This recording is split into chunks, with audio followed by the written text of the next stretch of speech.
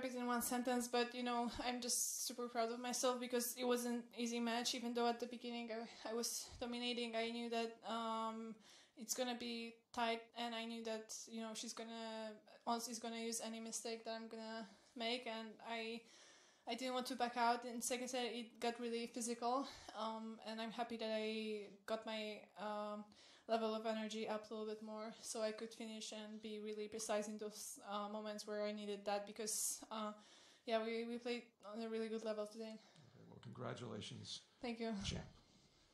We have a large room. Name and affiliation. One question each, so I can get to as many people as possible in the time that we're allotted. Chris. Yeah, Chris Clary, New York Times. We talked a lot about the fact that it was important for you to win a slam that wasn't on clay after the two French Opens. What does it mean to you to do that, and do you think it is important for your legacy or your career?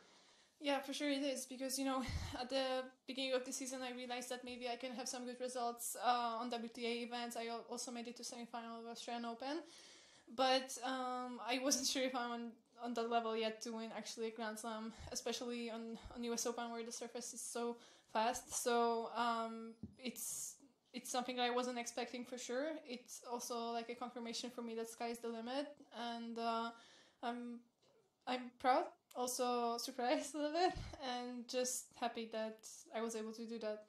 Okay, Eleanor. Hi, Iga, Eleanor Crooks, Press Association. I mean, it feels quite different, I think, to your French Open wins. There, you were obviously super confident. You were playing so well, and you won all the matches. I'm not going to say easy, but not too many battles. Whether here you've really had to fight, haven't you? And I just wonder, does that in some ways make it more satisfying? Well, it's hard to compare. For sure, on Roland Garros, I always feel like I have more control, and I feel like Philippe Chartier is kind of my place. Here on Ash, I still need to figure out the atmosphere, and I wasn't sure before the match if this is actually my place, but I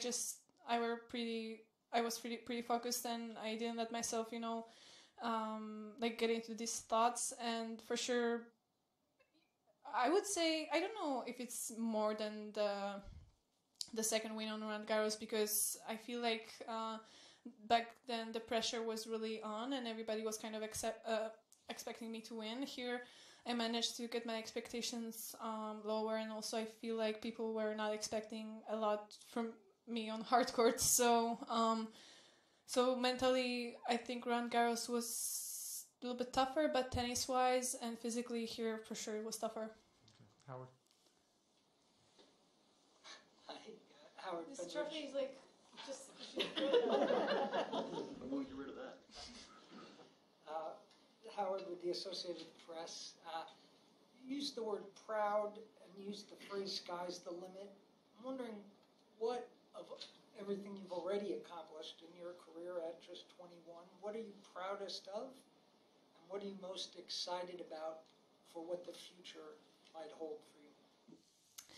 Well, wow. I'm mostly proud of the fact that mentally I'm not kind of breaking up in those important moments, and I have, like, after the matches, even if I lose, I kind of have no regrets, because I know that I'm doing 100%, and I'm proud that I have much more solutions and options on court than I had before, tennis-wise, but also, mentally, and I'm using these skills pretty well, so I'm really proud of that, because I just know how it feels to not have ideas on court and not have anything you can change to make the match better. And right now, it's been a long time since I didn't have any idea, so that's great, and it shows that I'm actually doing progress.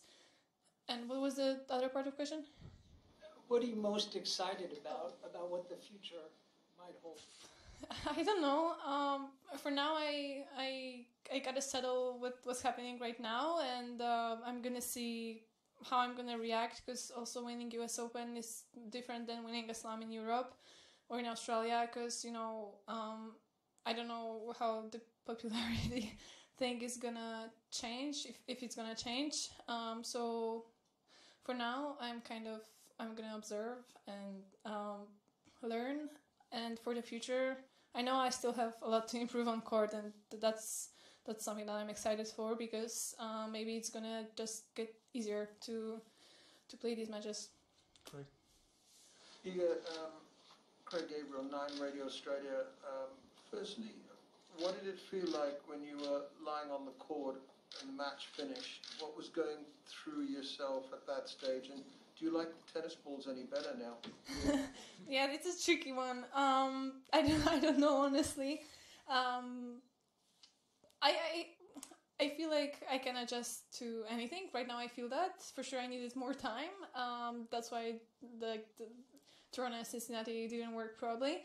But when I was lying after the last point, I was kind of relieved that we didn't go to third set, because physically it would be, with that stress and everything. I know that I also played some more intense matches, but still, final, it's a different feeling, and for the body it's also hard. So I was relieved that it ended in second set, and it just, so many emotions that you kind of have to lie down, and I'm happy that I didn't start crying that badly, so I can look okay right now.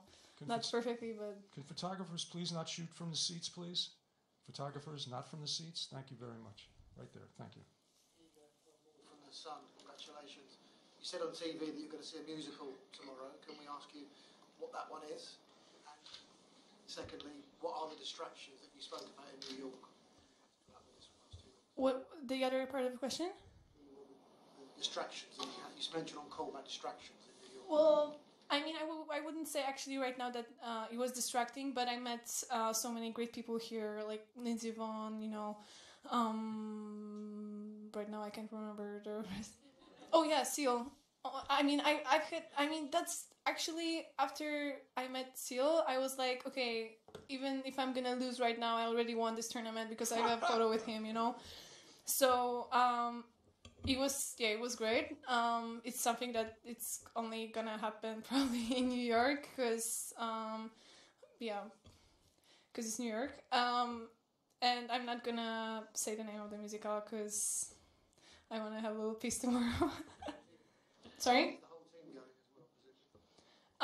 Actually, part of the team is already on a plane, so we have busy schedules.